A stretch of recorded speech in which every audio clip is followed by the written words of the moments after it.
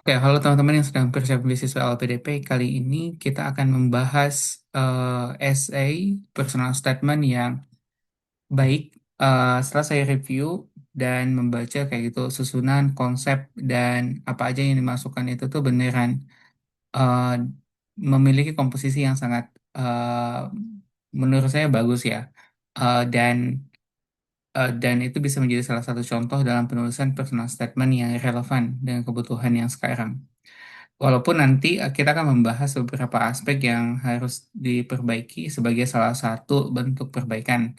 Dan mudah-mudahan ini bisa menjadi contoh bagi teman-teman untuk bisa menulis dengan lebih optimal. Berikut personal statement-nya.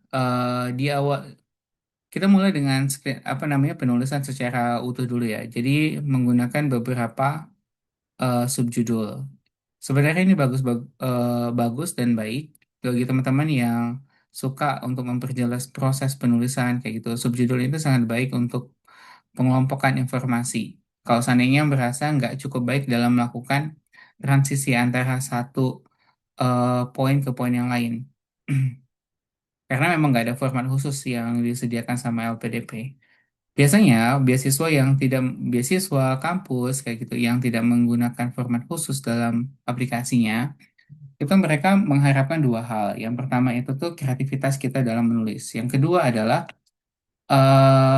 supaya tahu siapa kita kayak gitu. Jadi kita bukan supaya kita itu tuh nggak terlalu ter terkotak kayak gitu ya, terconstrain, dibatasi kayak gitu dengan aspek-aspek yang terlalu rigid gitu.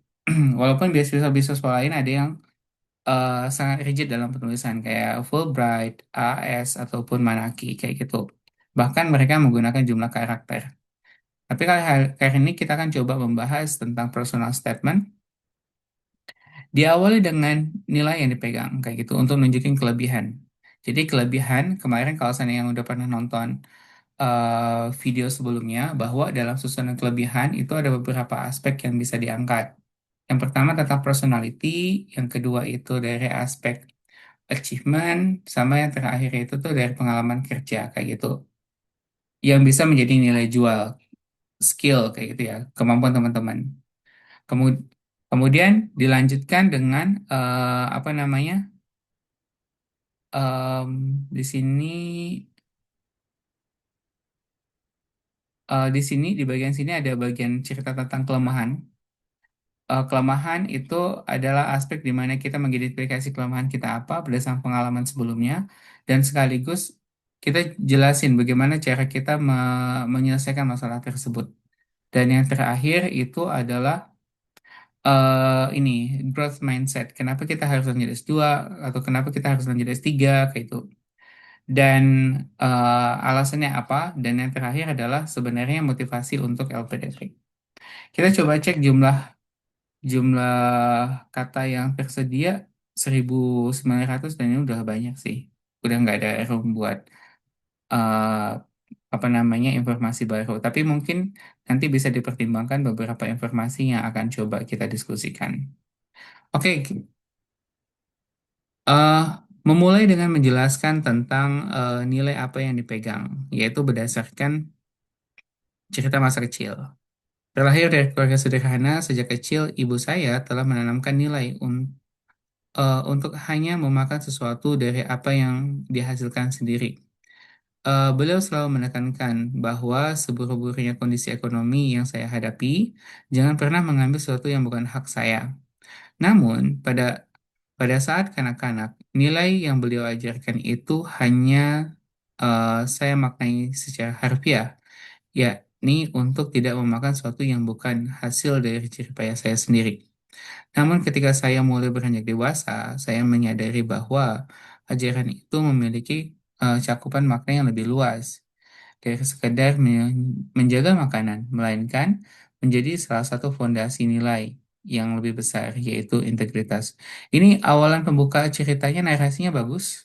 Jadi memulai dari narasi, kemudian sampai ke poin apa yang menjadi salah satu nilainya ini bisa dijadikan salah satu contoh ya. Eh, Cuman akan lebih baik kalau seandainya bisa menjelaskan tentang siapa kakak kayak gitu.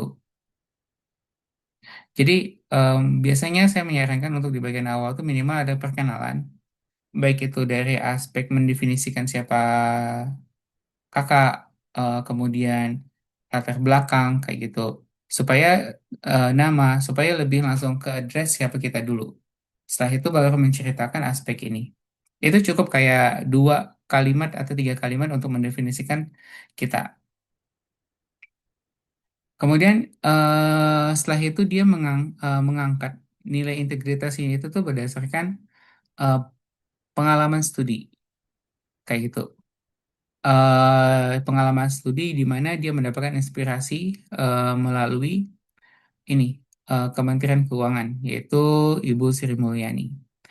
Untuk menjadi pegawai Kementerian Keuangan, Anda harus berintegritas kayak gitu. Jadi kayak ada menjelaskan sebuah proses perjalanan hidup. Yang ini yang menjadi salah satu kunci yang menurut saya paling baik, yaitu menjelaskan bagaimana pengalaman itu tuh beneran terjadi di mana kayak gitu. Jawaban atas pertanyaan tentang integritas tersebut tidak saya temukan secara instan, melainkan melalui pengalaman panjang pengabdian di Kementerian Keuangan. Kalau seandainya bisa, ini coba dijelasin berapa tahun proses pengalaman tersebut. Dengan menempati beberapa jabatan itu akan lebih baik ya, untuk mendetailkan bahwa itu lebih merupakan story yang genuine. Salah satu ujian itu muncul ketika saya diundang oleh salah satu rumah sakit terbesar di Indonesia untuk menyelesaikan permasalahan pada laporan keuangan satuan kerja. Namun pada namun kayak gitu, kondisi pada saat itu pimpinan memerintahkan pada seluruh tim kerja untuk tetap di kantor. Setker itu satuan kerja ya, eh, itu terus memberikan desakan dan memohon karena keterbatasan waktu pelaporan serta mereka menawarkan kompensasi yang maksimal. Jujur, saat itu sempat mengganggu pikiran saya karena hari yang mereka minta adalah hari libur yang artinya saya bebas melakukan apapun. Namun keraguan itu sirna seiring kesadaran yang muncul menyebut jika saya menghadiri undangan itu, maka saya tidak hadir sebagai individu, melainkan saya menjadi representasi Kementerian Keuangan. Ini bagi yang em, bagi yang belum pernah atau jarang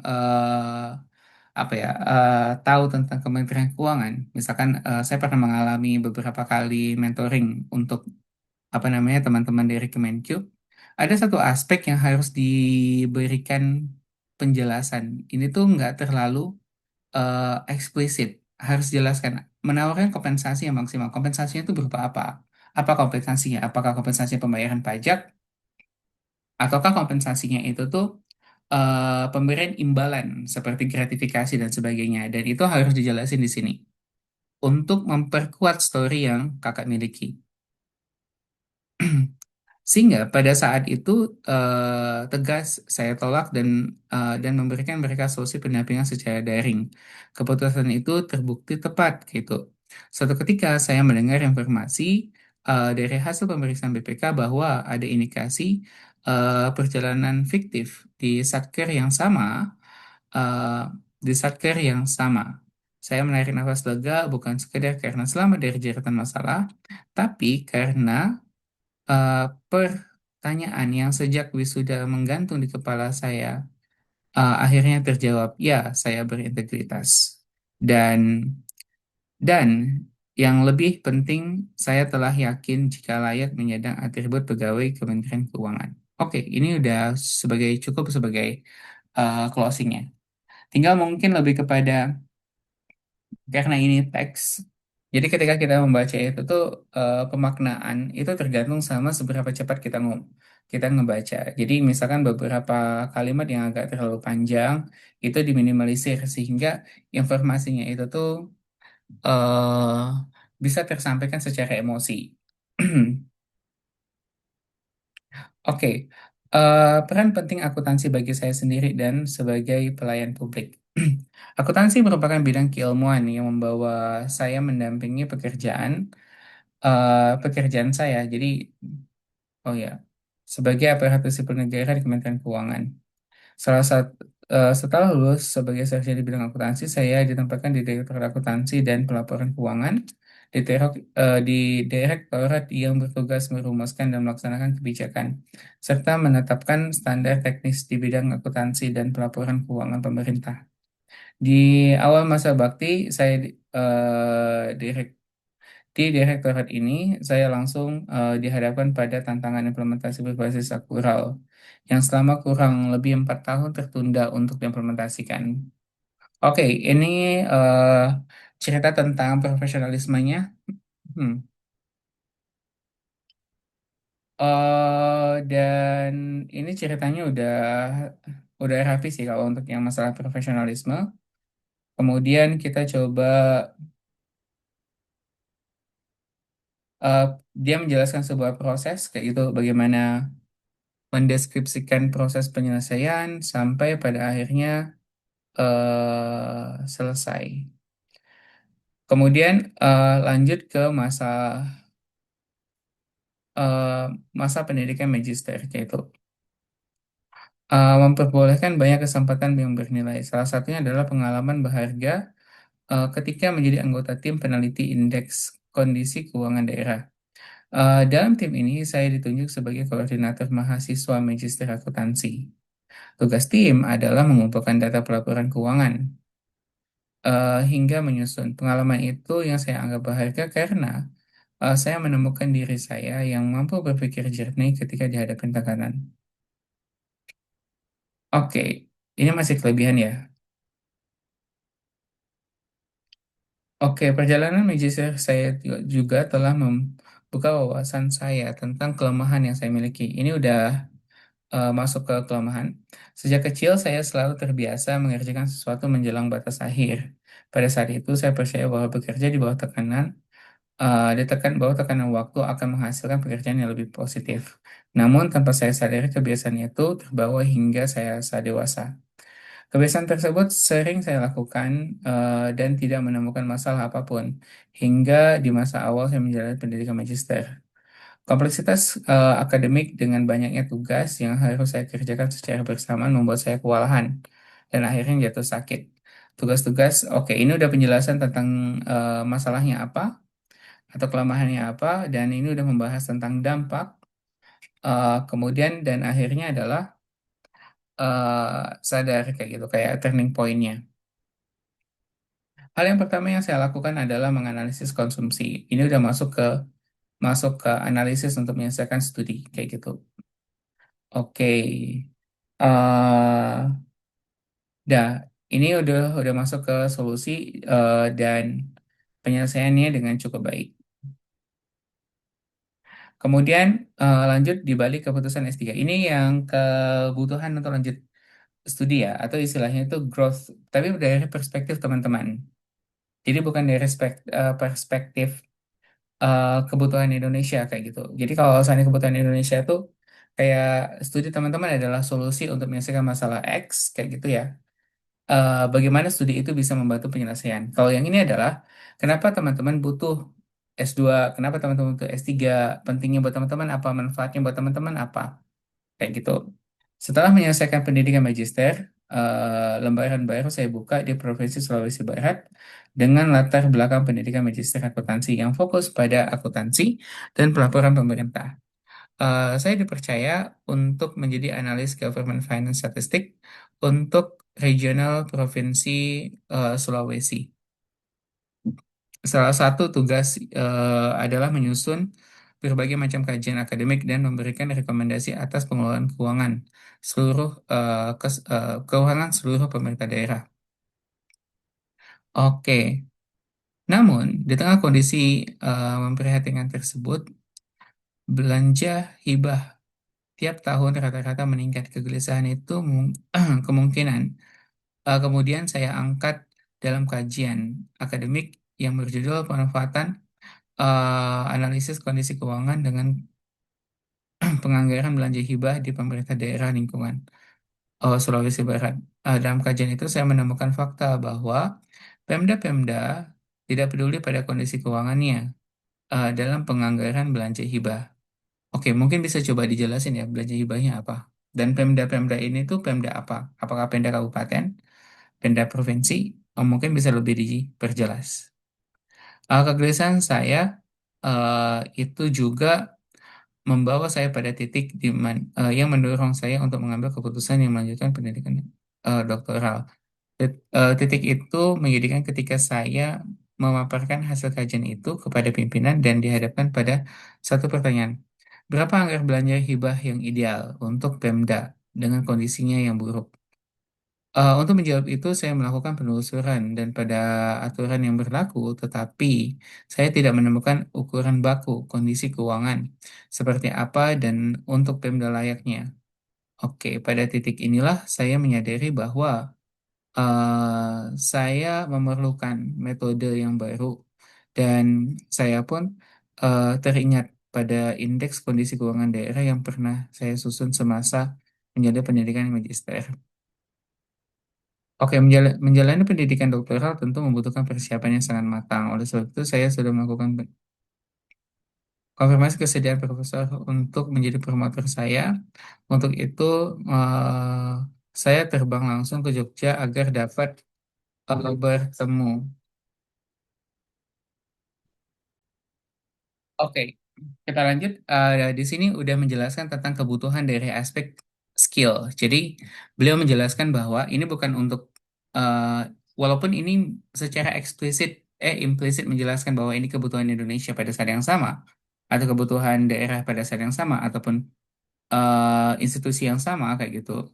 Tapi pada saat yang sama dia menjelaskan bahwa ini adalah kebutuhan dia juga, yaitu dari aspek ketidaktahuan ketidakmampuan menganalisis tentang kebutuhan yang ideal dalam belanja hibah kayak gitu ketika kondisi keuangan itu memburuk.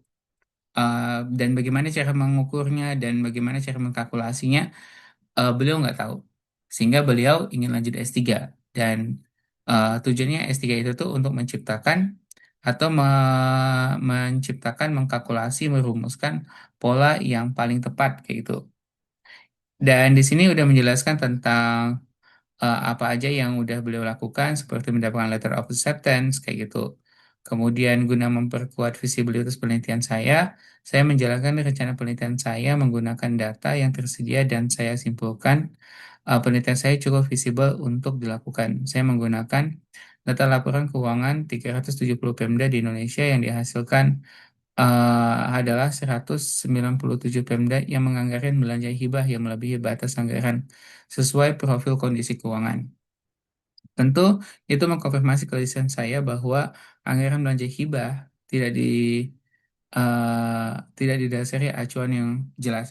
Mungkin em, saya nggak tahu apakah punya space yang cukup untuk menjelaskan ini atau enggak. Tapi bisa dikonfirmasi saat wawancara nanti sih. Yaitu tentang jenis-jenis belanja hibahnya seperti apa, kenapa belanja hibah itu tuh membebani kayak gitu. Apakah belanja hibah itu tuh lebih nggak produktif kayak gitu. Jadi kayak sebenarnya butuh penjelasan tentang kenapa pemerintah daerah itu mau melakukan belanja hibah. Oke, dengan keuangan mereka yang terbatas, pasti ada sebuah motivasi di balik itu. Entah itu belanja hibahnya tujuannya buat eh, produktifkah, atau belanja hibah itu lebih kepada eh, wasting money kayak gitu. Dan itu kakak harus bisa menjelaskan kenapa itu penting di sini. Jadi maksudnya seberapa urgent belanja hibah itu tuh, misalnya kayak gini, belanja hibah itu penting bagi Pemda karena faktor X, Y, Z kayak gitu. Tapi mereka nggak bisa mengkalkulasi how much jumlah uang yang harus dipakai untuk belanja hibah tersebut. Sehingga kayak gitu dampaknya misalkan keuangan daerah itu nggak maksimal, biaya biaya untuk hal-hal yang sifatnya produktif, pembangunan jalan misalkan ya, peningkatan eh, pembangunan SDM ataupun indeks pembangunan eh, manusia kayak itu pembangunan ekonomi itu nggak bisa berjalan maksimal karena mereka mengalokasikan uang yang secara teknis itu kurang tepat. Oke. Dan yang terakhir adalah sebenarnya kalau bisa tuh menjelaskan tentang motivasi kenapa memilih LPDP. Atau bisa coba dimasukkan masalah ini terkait dengan ekspektasi. Jadi misalkan saya berharap kayak itu sebagai apa penutupnya mendapatkan dukungan dari beasiswa LPDP kayak gitu agar kayak gitu ini bisa dipakai sebagai salah satu indikator di masa depan. Misalkan seperti itu ya untuk mendukung pemerintah yang berbasis evidence kayak gitu atau evidence-based government atau evidence-based policy. Oke, mudah-mudahan seperti itu bagi teman-teman yang punya usulan tentang pembahasan beasiswa lainnya bisa komen di bawah. Atau yang bingung dengan sesuatu yang pengen dikonfirmasi juga bisa ditanyakan di kolom komen. Baik, terima kasih semuanya. Good luck bagi yang akan submit LPDP pada tanggal 23 Februari ini ya.